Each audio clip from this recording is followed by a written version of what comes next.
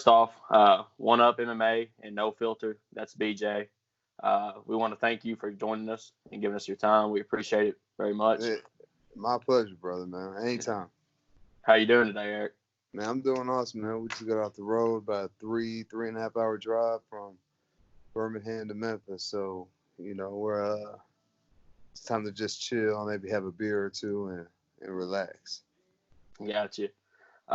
So your last fight was against Gerald Mearshart in October, and Carl Robertson, as you know, 2 or 3 weeks ago, he beat Roman Kopylov, and he called you out. Is that who you're looking to face next? Man, 2 people have called me out. I don't know when I'm going to get back in there. So, if he wants to wait on me, cool. If not, then, it is what it is.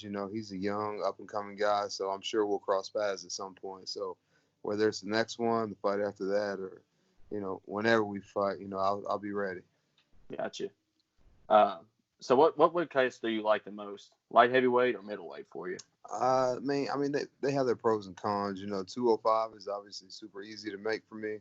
Mm-hmm. 185, I have to be a little bit more disciplined with my life, not just dietary stuff, but like I have to run more. I have to do a lot more stuff to make the weight. So I like 85 because I have to do all those things. My mind is always on the fight. At 205, as soon as practice is over, I can go, eat a cheeseburger or some fries or whatever and be straight. So, and the guys at 85 are way smaller than they are at 205. So,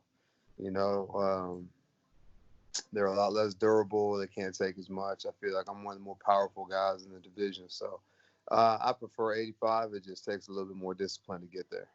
Okay, good stuff. What's been your favorite fight of your career so far in the UFC? Man, to be honest, I think the Thiago Santos fight was my favorite, just because, we both kind of met there in the middle and, swung away. And Right.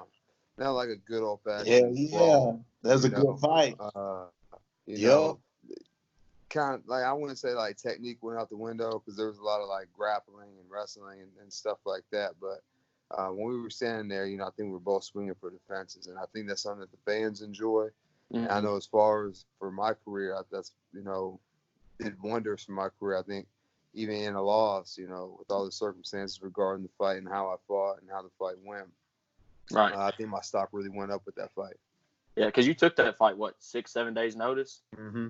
Right. Yeah. So, that's a hell of an impressive, fight for somebody to take that fight on 1 week notice. And then you see Santos go and fight Jones like he did and put up that performance. Yeah. That makes you look good too. Yeah, absolutely. So, and outside of John Jones, the other guys he's fought at 205, I go out on a limb and say that my fight was more, action-packed, I would say. Mm-hmm. He just went out there and knocked out the other 2 guys on the way to fight John Jones, and it took him a while to get me out of there. So yeah, you definitely gave him a competitive fight, bro. All right, Taylor, your turn. All right, my questions are more about football. I want to know what Coach Saban's like, because all I see is he doesn't give them too much. I want to know what he's like in the locker room. Man, it really depends what time of day you catch him. We had meetings every day. We had meetings every day at 2:00. So, at 2 o'clock in the afternoon, his coach's hat comes on.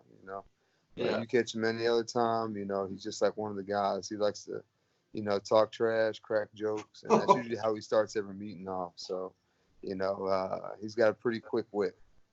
Dude, that's awesome. I love Alabama all day. I'm from Mississippi originally, and I never caught on to Mississippi State or Ole Miss. It was always been Alabama. Dude, that 2009 team, Julio Jones, Eric Anders, Eddie Lacy, Mark Ingram, Rolando McClain. Dude, That team was stacked. Yeah, it's probably the best team that they'd have had, if I do say so myself. Oh, yeah. How does it feel to get the game-sealing strip sack fumble? Man, it's a pretty surreal experience, man. It's been 10 years, and I still haven't quite found the words to express how it feels to have a big time play in a big time game like that. So, Yeah. it was for sure a very memorable moment. Yeah, I watched that. I was just looking up your highlights today, and I was like, oh yeah, I remember that. So dude, at that time, I didn't know who you were, and then you got into fighting. I was like, oh, he's on the 2009 team, dude. Legendary, 13-0. That's right. 14-0, I think. Oh yeah, 14-0. 14. Yeah, That's right. for the playoff and all that. Yeah, 13 regular and the championship. Dude, yeah, that's awesome. Congrats, man. How does it feel to be a national champion for Alabama?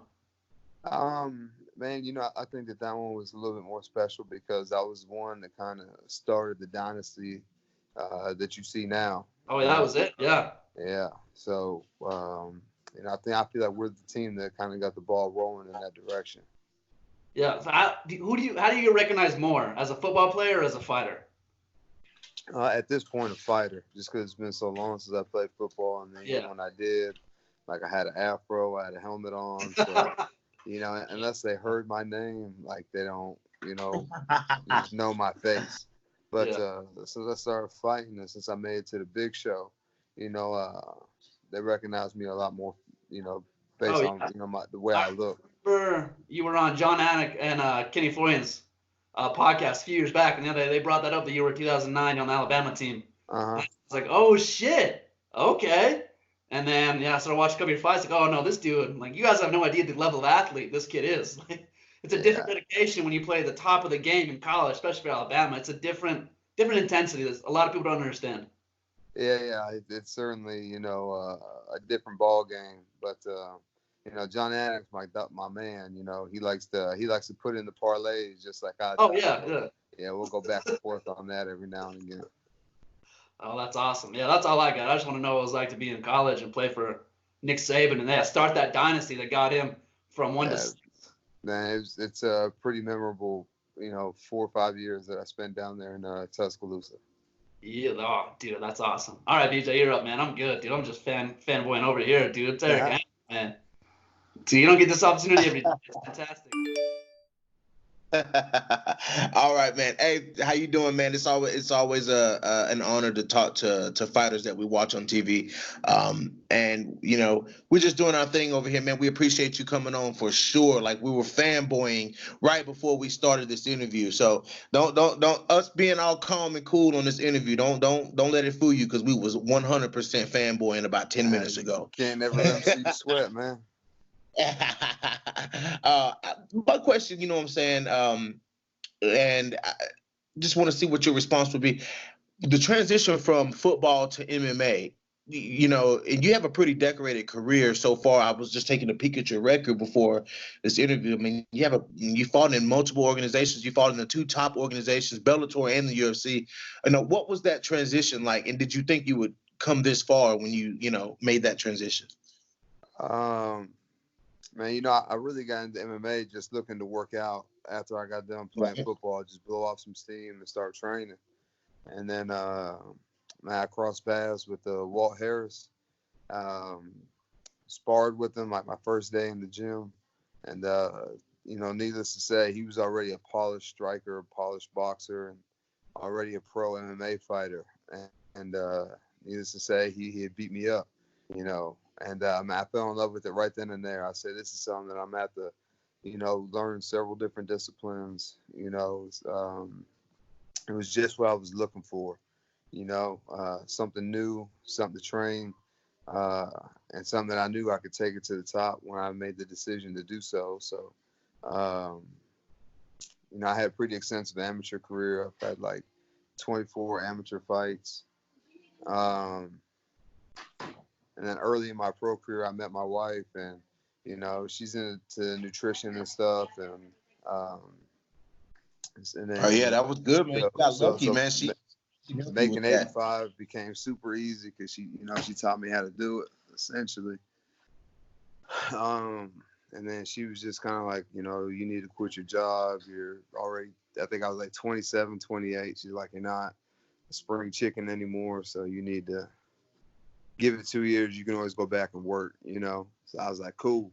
Quit my job, started working at the gym, and then, teaching, doing that thing. And, man, my career just, accelerated. exponentially. Like I had a rocket on it, and just we're just trying to go in one direction.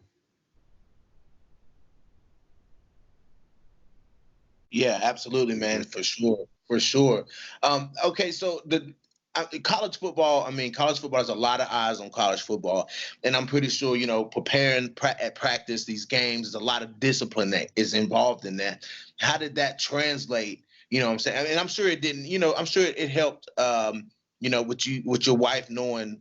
As far as the nutritional side, she can teach you. But how did the discipline, of training for the sport and putting your body through that and cutting weight, how did the discipline from football help you transition into that? Man, I think it teaches you how to practice, Yeah. You have to be able, man, you can't just show up to the game. You can't just show up to the fight. At least I'm not that high level that I can, just wake up and show up and, knock people out. Like I trained really hard, so it kind of teaches you the discipline of like perfect practice instead of just kind of going through the motions and,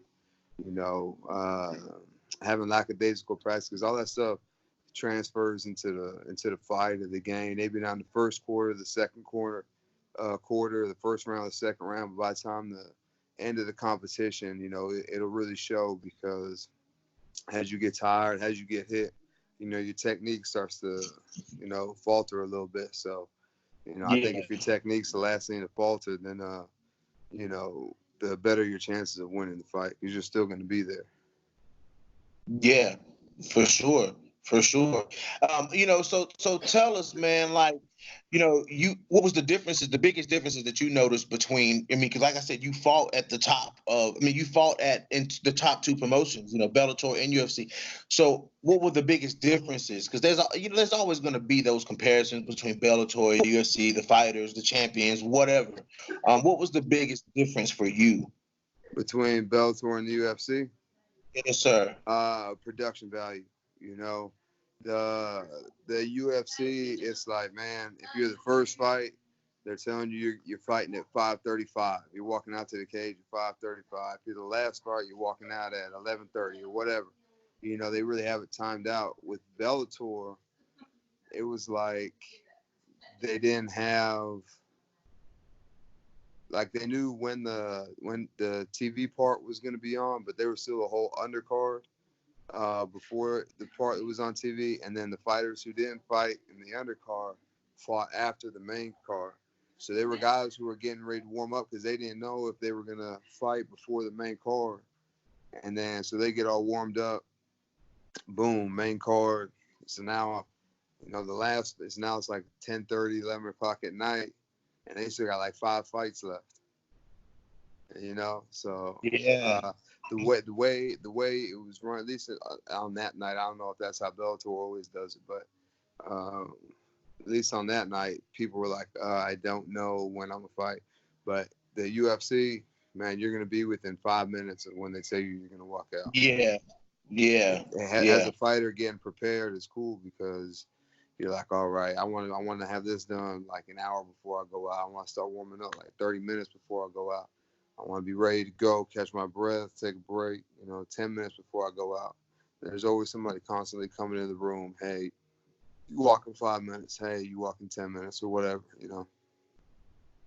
Yeah. And for my last question, my last statement that I kind of just want to get your response to, coming from that football background and being a name in football, even though you weren't in the NFL, you still were known. People know who you are. You're going to get those comparisons to Greg Hardy, you know what I'm saying? But, looking at what you've done, looking at, your history in the UFC and looking at Greg Hardy's history in the UFC, there's a little more amateurness to what Greg Hardy's over here doing, and you keep it very professional. Like most people wouldn't even know that you used to be a football player, you know what I'm saying? Because you're such a good fighter, How does it feel when you see those things that Greg Hardy does, like throw an illegal shot in the fight with Alan Crowder, or use the inhaler in between the rounds? You know what I'm saying? Is it kind of like a cringe moment for you? I mean, you have to understand, man, that dude's still learning the game. I don't know what his amateur career looked like, but I seriously doubt he had much of one. Who's going to fight a Pro Bowler? Yeah. Nobody. Not for free. Somebody Right. will take that risk for a check, you know? Yeah. But then so that dude was in the UFC after like 4 fights and not much of an amateur career and zero background in combative martial arts, you know, previous. So Greg Hardy's learning on the job, you know. That knee he threw to Alan Crowder, I was watching that fight, and it just looked like he was like in kill mode, like he really wasn't thinking through the fight. He was like, "There's his face, bow." Yeah. You know, and I think, you know, the more experience you get, things start to slow down, and then you realize, oh, that's an illegal shot. I can't do that. Maybe I throw a punch, or maybe I wait for him to get up. You know, so, you know, and with the inhaler, I don't know, man. You know, I think that the commissioner should have just said no. I don't think his corner should have gave it to him because man, I don't think that that's a question that's it's really a question, man. No, you can't use an inhaler in between. Everybody has asthma. If that was the case, everybody would have sports-induced asthma. You know, so Yes, sir. you know, like I said, man, my man, he's still young. You know, I think he's had 6 fights now. Even if he had an extensive amateur career, 6, 7 fights, and that's still young. I think I had 8 fights before I made it to the UFC. So, you know, I had more fight experience. I was, you know, I had done it before, you know. Yeah. So, Yeah. you know, 3rd, 4th, you know, you don't see that too often, especially in the men's division. You see some women with, you know, 2 or 3 fights and they make it to the show, but that's a numbers game. You know, the guys, you know, anybody who fights, who doesn't want to make a living, you know, fighting in the UFC, man. So, you know, like I said, he's on the job training and on the job learning. So I wouldn't, you know, I would take it with a grain of salt, man. He's going to be all right, man. He's a phenomenal athlete, certainly in that, you know, 99% percentile in terms of athlete, especially for a heavyweight. So just give him some time, man. You know, he probably shouldn't have fought that Volkov dude. You know, you got, you know, 7 fights yourself and you're fighting guys with similar records. Why you want to go fight a dude? And I get it, man. I get it. You know, no, of course he's not going to say no, you know. But, you know, it is what it is, man. Give the man some time, and I'm sure he'll be a force to reckon with. And this is truly my last thing. This is truly my last thing. How does it feel when Bruce Buffer says your boy Eryk Anders? You gotta let us know, man, because I don't know if you know it, but that's kind of a thing, man, in the MMA fan community. You know, we're amateur journalists, you can say. You know what I'm saying? Austin and Taylor write articles. I have a podcast. You know what I'm saying? So, but everywhere you go before one of your fights, everybody's like, I'm just excited to hear Bruce Buffer say your boy Eryk Anders. Yeah, it's man, I think it's one of like the more like clever, authentic nicknames in the sport. You know, it's, you know, you hear a lot of guys like the Assassin or, you know, so, you know, something that like more than one person has, you know, but your boy, man, it's almost patented. Can't nobody else have that. That's mine, you know. And so, man, it's just cool to be the one and only, and, you know, for the name, not just my fighting style. I know a lot of people like the way I fight as well, but, you know, when Bruce Buffer or Joe Martinez get on the mic and yell that out, you already know it's like a brand. You know what you're getting when I fight, you know. So, you know, that just kind of sparked things off. Yes, sir. Hey, much respect, man. I'm gonna throw it back to Austin, bro. Thank you once again for coming on, man. Yes, sir. My pleasure. All right, Eryk. Touching on what Taylor was talking about, I know you've touched on this recently in a couple other interviews. What Bama teammates from that 2009 team do you think would have a lot of success in MMA? Man, you know, I get this question more often than you would think, and I think it's just because people know the level, the caliber of athletes that Alabama's recruiting and the guys that they're playing with. But, man, you know, I think that Julio Jones and Julio Jones and Mark Barron, some of the guys that I play with, that I think that would make the best. Like Mark Barron never played a down, a safety, ever in high school. He was a linebacker and a running back, and then he finishes as an All-American, at Bama. So he's just like in the 99.9th percentile of athletes, and he can learn anything. So those guys, and then Julio Jones. You see him play on Sunday, and it damn near looks like an MMA fight. So he's just like super physical and kind of likes the contact. So those are two guys that I think that anybody stepping in front of them, better be on their P's and Q's, because I would imagine that those two can generate some power and definitely learn the technique to go behind it. Gotcha. Yeah, because me and my buddy Joseph. You generate power, bro. You generate power, bro. You generate the power. Yeah. Man, listen, y'all, man, there's levels to this. Y'all think I'm an athlete. I'm nowhere near the athlete compared to those two. So you see what I do, just imagine. And those dudes are like long and lean. So I would imagine Julio would be an 85 or a 205, and probably the same with Mark Barron. So I'd hate to fight one of those two. I don't know, man. Especially if they knew what they were doing. Mark Green, I'm ready to throw hands over Lamar Jackson not being MVP. And that boy ready. Yeah. Oh, that's dope. Julio Jones, I wouldn't expect him to be that. I mean, he's fantastic, but to translate over, that's crazy because he is super athletic. Watching him play wide receiver is an experience. Man, and you can tell by somebody's vertical, like how explosive they are, and that dude can jump out the building. And so, like, turning his hips over on punches and kicks, I'm sure would be no problem for him. We got to get Julio in this. We got to get him after this. Man, Julio just signed a contract with 95% of his money is guaranteed. It's safe to say he's not gonna make that transition to MMA. That's interesting stuff because me and my buddy Joseph, he's a big Bama fan. I mean, his dad went to Alabama. He's from there. And we always talk about, because he's more of a casual MMA fan, but we always talk about like what would happen if those caliber of athletes would transition over to MMA? What would they look like? So I mean, it's really interesting seeing you in there. I mean, and you kind of downplay yourself, but you are a hell of an athlete, especially for MMA terms. I'm just letting y'all know, like, me compared to them is, it's not the same. It's like, a Ferrari racing a Camry. It's crazy.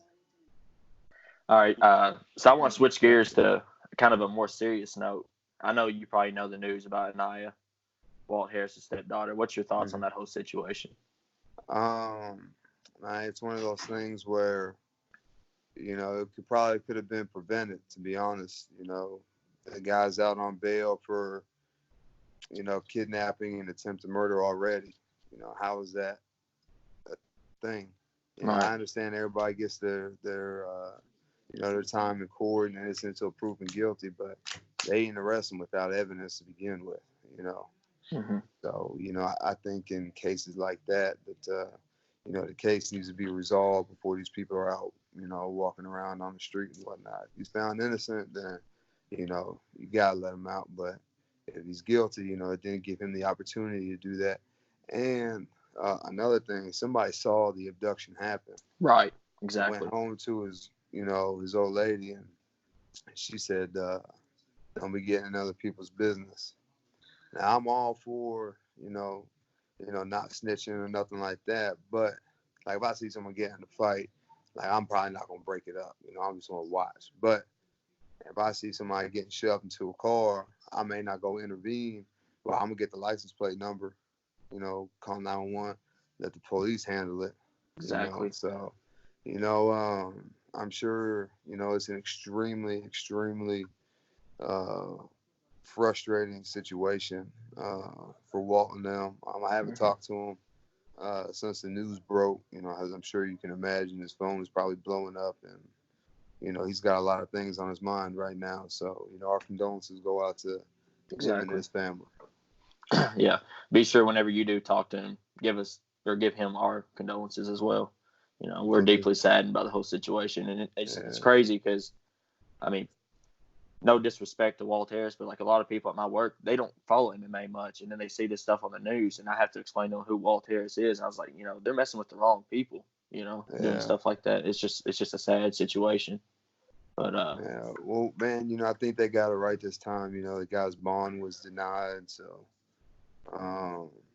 and I think that the second person who was arrested, probably gave some information that led to the recovery of the body and whatnot. So right. Like I said, and that guy, he pled guilty to murder like 3 years ago and got out in 3 years. Sad. He pled guilty to first-degree murder. And then, I know people who were in jail behind drugs. And, exactly. They do much longer than that. Yeah. Yeah. I've always said I think real justice for those types of people, man, just lock them in a room, handcuff them, let Walt Harris get his hands on them. You know what I mean? Yeah. Well, you saw how his eye was looking already when he got arrested. So yeah. It looks like he got popped. Hey, I got a quick one. Man. Just to kind of change the flow of it, man. I gotta ask you, dude. What are your thoughts on John Jones versus Dominic Reyes? Man, I think somebody. It's gonna be really difficult to beat John Jones. He's got all the attributes, and he's got the skill behind it. Like, he's super unorthodox. I think it's gonna be somebody like Corey Anderson, somebody who nobody respects for real, to be the guy to beat John Jones. Because he can wrestle. I think you have to be able to wrestle to beat John Jones. His reach is too long. He utilizes his range too well. It's too hard to hit him. So you got to be able to wrestle. And as soon as you do get going, he throws one of those oblique kicks or, kind of disrupts your rhythm. So I think you have to get in and make it ugly and outgrind John Jones. Easier said than done. Yeah, oh yeah, definitely. That comes straight from your boy. That's what's up. Word. That's all I got, man. I'm done. Eryk, I watched you do an interview with The Score. I think it was about 4 or 5 months ago, and you touched on, after your Khalil Roundtree loss, you touched on the hypnotism thing. Are you still doing that? Yeah. I still meet with Dom. Man, he's just a good person to have around, man. He kind of just keeps the mind clear, keeps me focused, and, keep chopping that wood, if you will. So, it's probably not for everybody, but, I like it. I think it works, and it's been very beneficial in my career. I think I'm 2-0, on 2-fight win streak since working with him. So, I can't say it's not working. Right. Yeah. I think a lot of people sleep on the fact that MMA isn't as much mentality as it is physicality. Oh, absolutely. It's definitely there's a lot of mental preparation to go into fighting. Oh, absolutely, man. Just think about, you're going to get in a fight. And for me, like the weeks leading up to the fight is,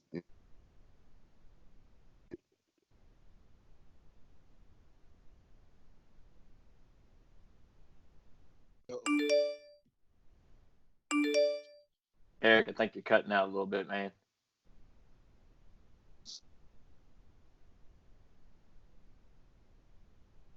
Can y'all hear him? No. Eryk, I think your mic cut out on us a little bit. Mine did. Yeah, there you go. I can hear you now. We can hear you now, man. Yeah, we got you.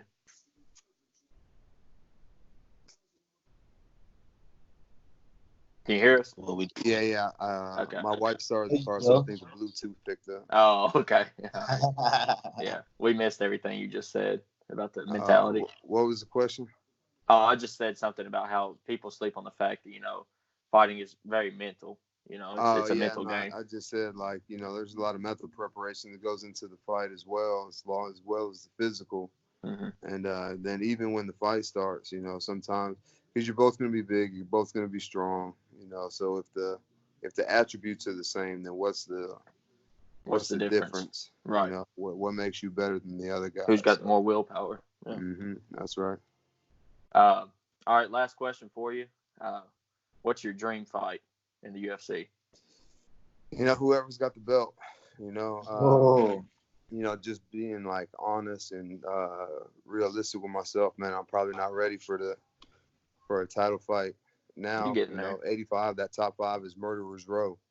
You got Paulo Costa, Romero, Adesanya, Gastelum, and you got a lot of, really talented guys in that division. So, I think a few more fights under my belt, a few more years of experience and whatnot, and I'll be ready. But at the moment, you're definitely getting I there. don't think I'm there yet.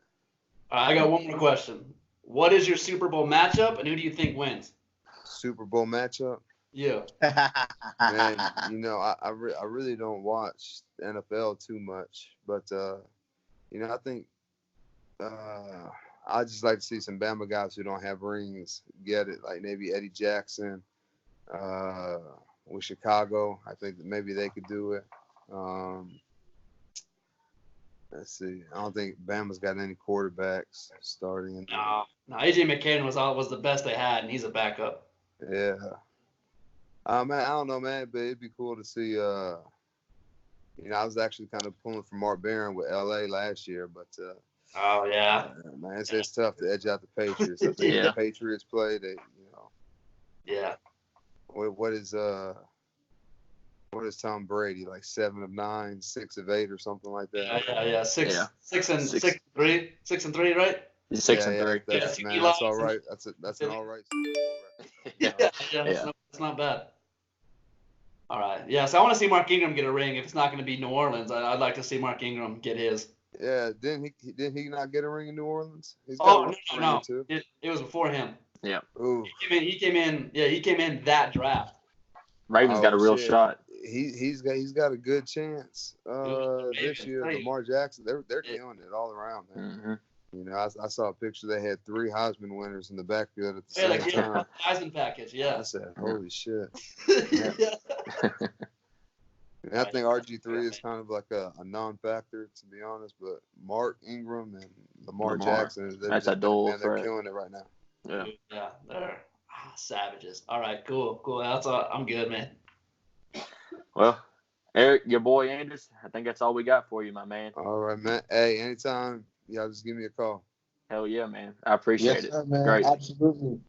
Appreciate it, Thank you, fellas. man. All right, you have a good one, my bro. All right. Take care.